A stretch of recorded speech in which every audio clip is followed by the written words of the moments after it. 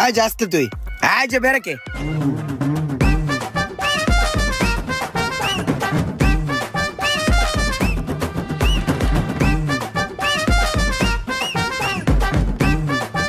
কই যাবেন থাকে রে নে খারান আমি আইতেছি গুল্লাদা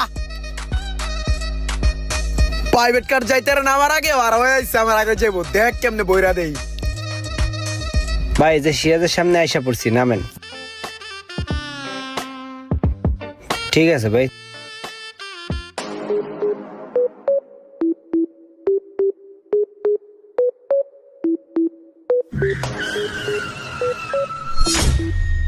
হিরে